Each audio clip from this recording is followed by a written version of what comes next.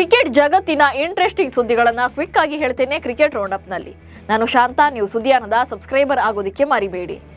Champions trophy 2025ರ ಮೊದಲ semifinal ಪಂದ್ಯ ಭಾರತ ಮತ್ತು ಆಸ್ಟ್ರೇಲಿಯಾ ನಡುವೆ ನಡೀತಾ ಇದೆ. ಈ ಪಂದ್ಯ ಎರಡೂ ತಂಡಗಳ ಸಾಮರ್ಥ್ಯ ಏನು ಅನ್ನೋದನ್ನ ನಿರ್ಧಾರ ಮಾಡಿದೆ. ಇಲ್ಲಿ ತನಕ ಆಸೀಸ್ ಮತ್ತು ಟೀಮ್ ಇಂಡಿಯಾ 25 ಸಲ ಸೆಣಸಾಡಿವೆ.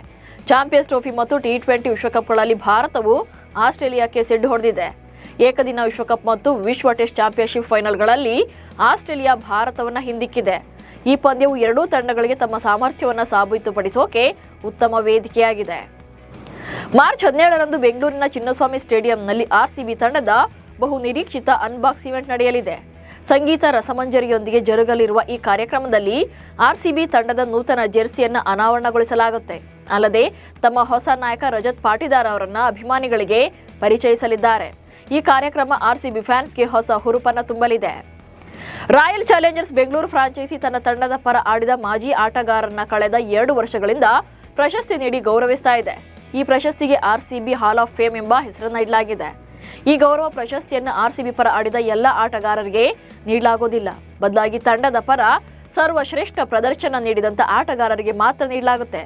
ಒಂದಷ್ಟು ಷರತ್ತುಗಳು ಕೂಡ RCB ರೂಪಿಸಿದೆ. ಹೀಗಾಗಿ ಈ ಪ್ರಶಸ್ತಿ ಯಾರಿಗೆ ಸಿಗುತ್ತೆ ಅನ್ನೋ ಕುತೂಹಲ ಕೂಡ ಮೂಡಿದೆ. ಹಾಲಿ ಚಾಂಪಿಯನ್ ಕೋಲ್ಕತಾ ನೈಟ್ ರೈಡರ್ಸ್ ತಂಡವು 2025ರ IPL ಆರಂಭಕ್ಕೂ ಮೊದಲು ತಮ್ಮ ತಂಡಕ್ಕೆ ನೂತನ ನಾಯಕನನ್ನ ನೇಮಕ ಮಾಡಿದೆ. ಹಿರಿಯ ಬ್ಯಾಟರ್ ಆಗಿರುವಂತಹ ಅಜಿಂಕ್ಯ ರಹಾನೆಗೆ KKR ನಾಯಕತ್ವ ನೀಡಿದೆ.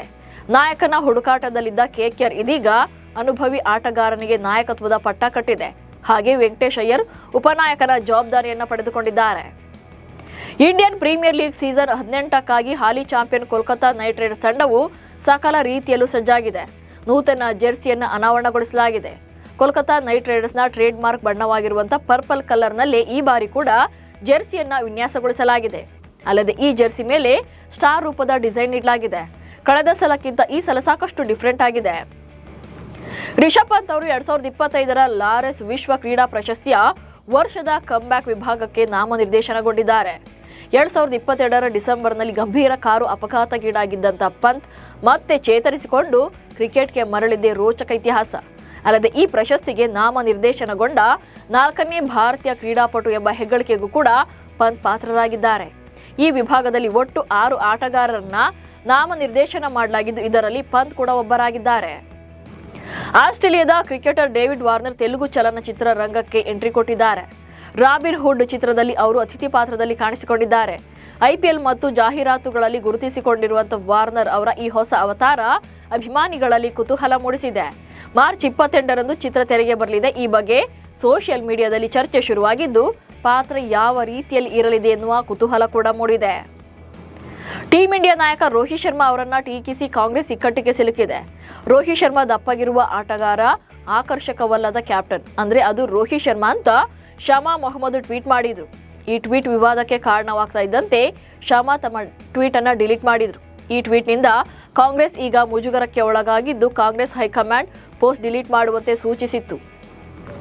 ಚಾಂಪಿಯನ್ಸ್ ಟ್ರೋಫಿ ಪಂದ್ಯಾವಳಿಯಲ್ಲಿ ವೆಸ್ಟ್ ಇಂಡೀಸ್ ತಂಡವು ಆಡದಿರೋದು ತುಂಬಾ ಬೇಸರ ಹಾಗೆ ನೋವಿನ ಸಂಗತಿ ಅಂತ ಮಾಜಿ ಕ್ರಿಕೆಟಿಗ ಸರ್ ವಿವಿಯನ್ ರಿಚರ್ಡ್ಸ್ ಹೇಳಿದ್ದಾರೆ. ಹಾಗೆ ವಿಶ್ವ ಕ್ರಿಕೆಟ್ನಲ್ಲಿ ಮತ್ತೆ ಒಂದು ಶಕ್ತಿಯಾಗಿ ಬೆಳೆಯೋಕೆ ಕೆರಿಬಿಯನ್ ತಂಡವು ಅಫ್ಘಾನಿಸ್ತಾನ ತಂಡದಿಂದ ಒಂದಷ್ಟು ಪಾಠಗಳನ್ನು ಕಲಿಯಬೇಕಿದೆ ಅಂತ ಸಲಹೆ ಕೊಟ್ಟಿದ್ದಾರೆ. ಭಾರತೀಯ ಕ್ರಿಕೆಟ್ಗೆ ಆಘಾತಕಾರಿ ಸುದ್ದಿ ಸಿಕ್ಕಿದೆ. ಮಾಜಿ ಕ್ರಿಕೆಟಿಗ ಮುಂಬೈ ತಂಡದ ದಂತಕತೆ ಪದ್ಮಾಕರ್ ಶಿವಾಳ್ಕರ್ ನಿಧನರಾಗಿದ್ದಾರೆ.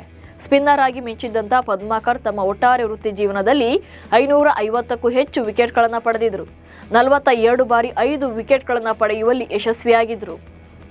ಇವಿಷ್ಟು ಇವತ್ತಿನ ಕ್ರಿಕೆಟ್ ರೌಂಡ್ ಅಪ್ ಸುದ್ದಿಗಳು. ನಮಸ್ಕಾರ.